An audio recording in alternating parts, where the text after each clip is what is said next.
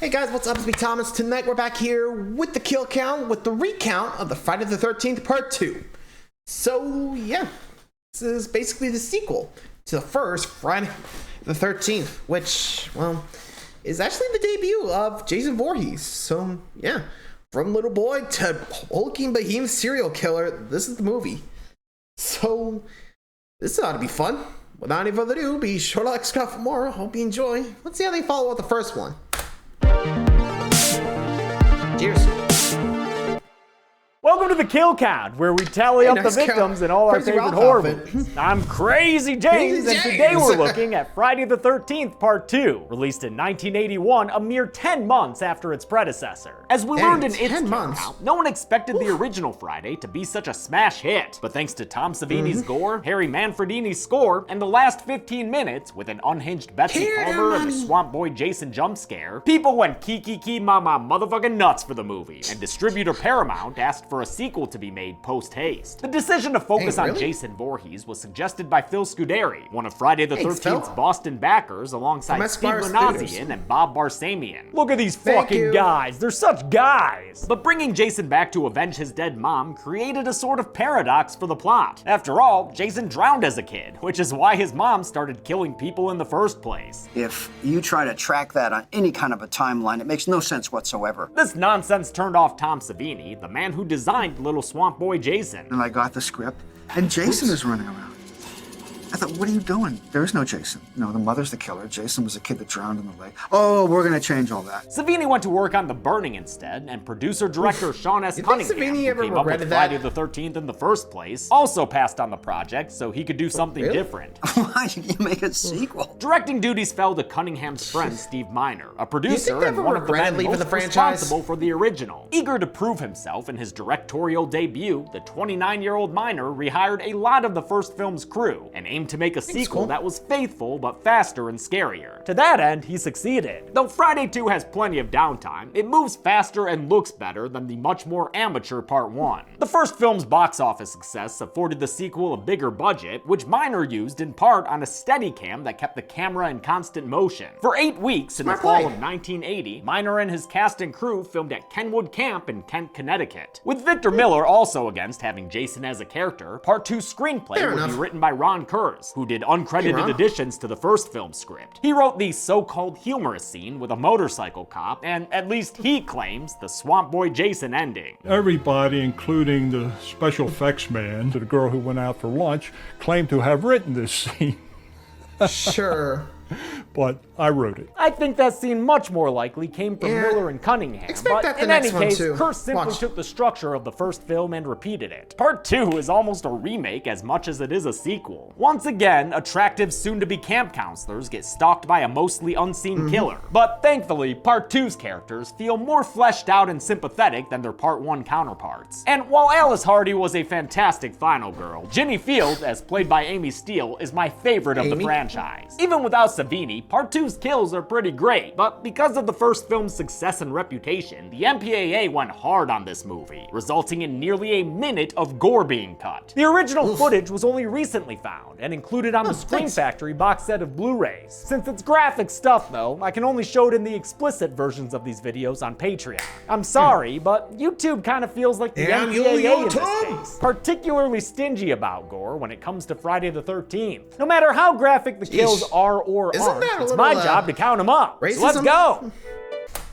I was gonna say, like, that's pretty hypocritical, huh? I don't know what to call it. Like, I would say, like, segregation or something. Like, seriously, they only focus it so hard on it because it's Friday the 13th. I mean, considering Part 1 literally had a little snake death and how bloody the kills were. Fair enough, but still.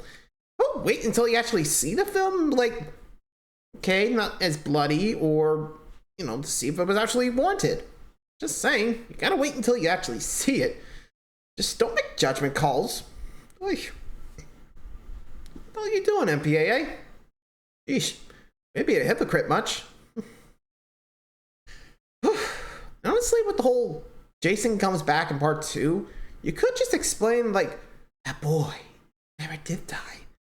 And actually, considering he said they never found the boy in the lake, it does open a path for him to come back, so fair enough. Don't know why Cunningham and Savini didn't leave. They thought of like that, and I think they could have just brought him back, right? Didn't the doc literally say that? Anyway, let's just get to see how many kills Jason goes out for the first time. Let's see it. Oh, I got nothing else, really. Let's see Jason's first body count. The movie count. begins 2 months after the first film ended, with a kid splashing through a rainy street way too recklessly. Stupid kid. Gotta look out for sewer clowns, brah. And Jason, because with the return of Harry Manfredini's string section, adult Jason takes his first steps towards avenging his murdered mother. He's approaching the house of Alice Hardy, our final girl from the first film, who's now wriggling around on her bed in a very green, very warm getup. Overalls and a turtleneck? Girl, you about to be having the night sweats for show. Even though this movie came out less than a year after its predecessor, it spends a full 5 minutes recapping the end of the original, Jason chair jumper and all. Alice finally wakes up after a while, then walks around in a nothing scene while the camera follows her on a Steadicam. There was no script written for this cold open, so when Adrienne King showed up to set, she was told to improvise. She had to just make up everything she says here. I just have to put my life back together, and this is the only way I know how. After 5 more languishing minutes, Alice opens up her fridge for a midnight snack of rotten head, which is when she's grabbed from behind and killed by an ice pick going through her temple. Go on and get, little kitty. The final girl's finally dead. Adrienne King agreed to return for a sequel, but was never told her part in it would be so small. I didn't know it was over for Alice until I got there, so it's a surprise. With no script, she arrived on what she described as a hostile set, and that was before she got hurt by a faulty ice pick prop that didn't properly retract as it was pushed into her temple. Complicating matters was the fact that King was dealing with a stalker who started following her after the first film's success. Stalking was not taken seriously back in 1980. The stalker wove himself into her life, and things got real fucking serious. Eventually, I had a gun to my head, and I was able to talk the fan down. The experience obviously impacted her, but she credits healthy, loving fans that she's met at countless conventions for helping her heal and recover emotionally. Our same style title card fucking explodes, giving us a big ol' part 2, and queuing up an awesome kick-ass credits sequence. Love the movie now. Nope, never mind. Same as the first one. We come out of the credits 5 years later, and since there's only an hour 15 left to this thing by now, we've got to get moving fast. Good thing the characters drive an extra big-ass truck. Not Kevin Bacon Jeff and his underage girlfriend Sandra are passing through town on their way to be camp counselors. And we all know how crazy Ralph feels about camp counselors. You're all doomed. You're all doomed. In this one, the counselors aren't at Camp Crystal Lake. They're at another camp on Crystal Lake, training at a place called the Packanack Lodge. As you'll see throughout the series, Crystal Lake has a ton of summer camps and houses on its shore. The other counselors at the Packanack Lodge include such mainstays as the hot chick and the perv who's always hitting on the hot chick. There's also a couple who are genuinely sweet, a bunch of background randos who don't really matter, and this goofy stork of a guy named Ted, who has a hard time finding good length shorts for those stilts of his. Their boss, played by John Fury, is Paul Holt. Paul Holt! And his assistant slash romantic interest is our final girl, Ginny Field. I love how frank and forward she is. Ginny, I was starting to worry about you. Bullshit, Paul. She can also handle a chainsaw and kick ass in chess, and she even gets a dab of backstory that comes in handy later. Use a little of that child psychology you're majoring in. Ginny's the best. By part 2, Friday's already building its own legend. I don't want to scare anyone, but I'm gonna give it to you straight about Jason. Good. Straight talk only here, Paul. He gives a dramatic recital of Jason's backstory, conveying director Steve Miner's idea that Jason somehow survived his drowning. The campfire tale ends with a scare when Ted jumps out in a mask and fur undies. Haha, got him, Ted, you linguini-looking motherfucker. Ted's played by Stu Charno, who was previously seen on the Kill Count in Christine, and whose nephew is Dan Sugarman, the guitarist for Ice Nine Kills. That band's straight up collecting people associated with horror, huh? That night, while the other counselors are arm wrestling or doggy dancing, Ginny is spied upon while sucking face with Paul Holt. Turns out it's Crazy Ralph giving her spit swapping the old stink guy, and he pays for his peeping Tomery when he's killed with a garrote around his neck. Damn, just like that, also, we're out of characters from Jason the original. Get a garrote? Part 2 is... I'd probably be thinking, okay, who let Jason access garrote wire? Well, look at that. The first 2 kills were people from the last film.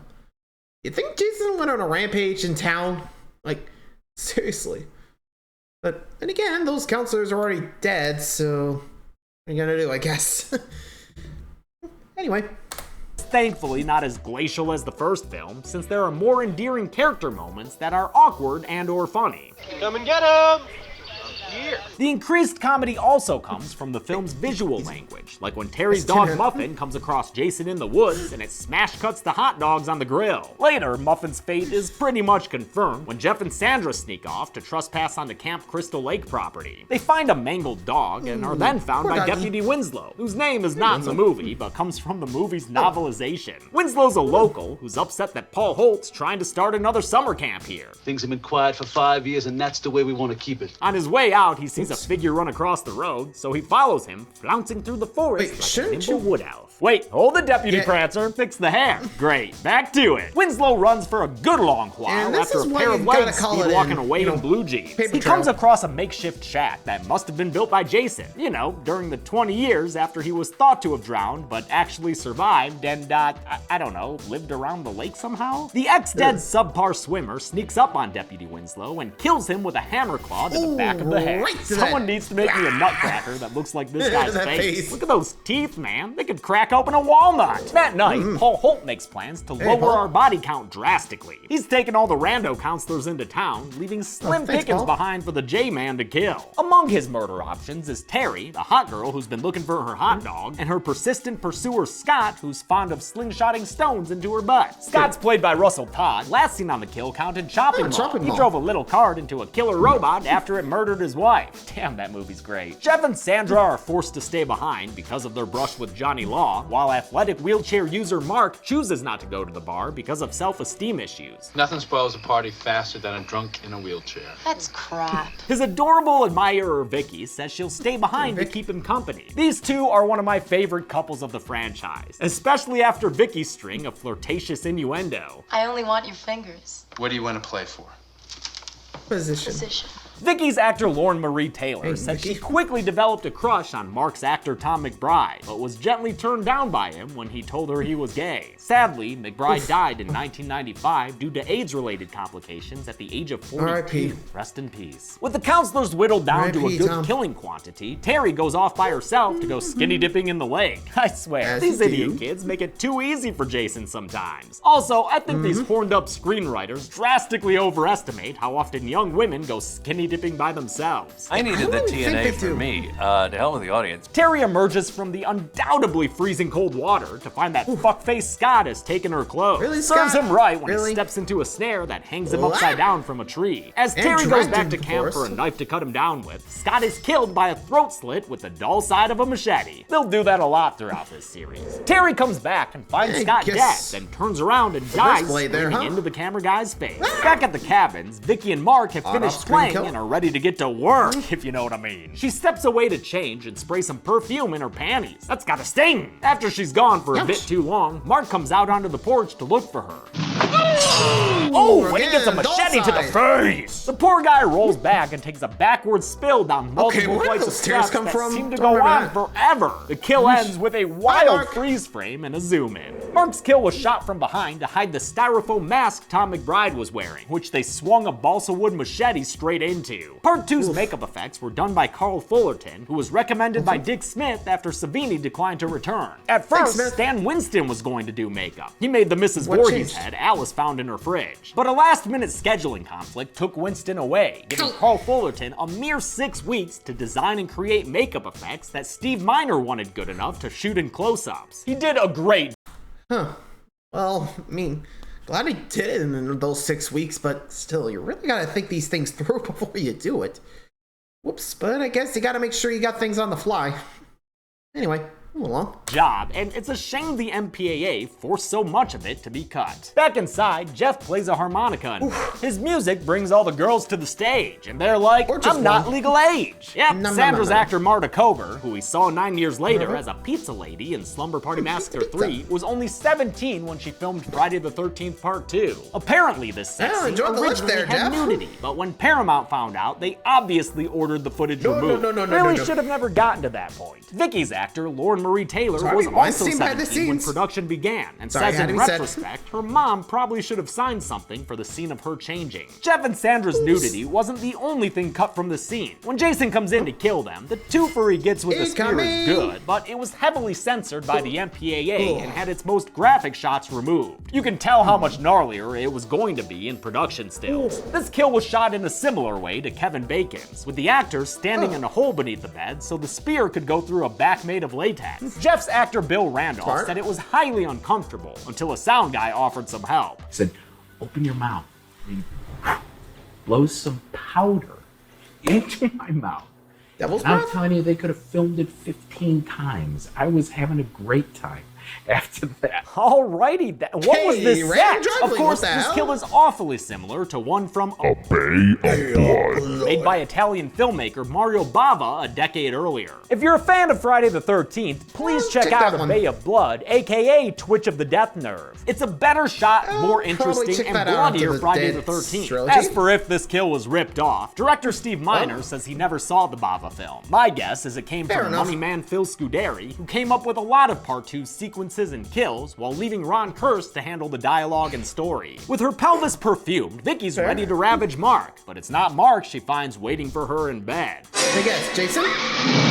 It's Baghead Jason, making his first appearance ever. Nobody on set thought the pillowcase mask was great, but they needed to cover up Jason's face, and no one could come up with anything better. The sack was suggested by costume designer Ellen Lutter, who was inspired by the villain in The Town That Dreaded Sundown. Lutter also has the distinction of being the only woman to ever play Jason. She was his legs in the opening shot when he was on his way to murder Alice. With only one eye hole, that bag's a bitch for depth of field, which is why things are pretty blurry as Jason stalks towards Vicky with a knife. When he gets to her, he kills her with a knife stab that lands off screen. Ouchie! Just like Steve Christie before him, Paul Holt's been having a good time in town while the teenagers he hired get killed. He's at the Lake Watermont Casino in New Preston, Connecticut, hanging out with a bunch of extras played by New Preston locals. Sadly, the building burned down a year or two after Part 2 was filmed. When the conversation inevitably turns to Jason Voorhees, Ginny treats the legend seriously. She figures that if Jason were alive, he'd be a grown man, tormented by the death of the one person in his life who cared. He must have seen his mother get killed,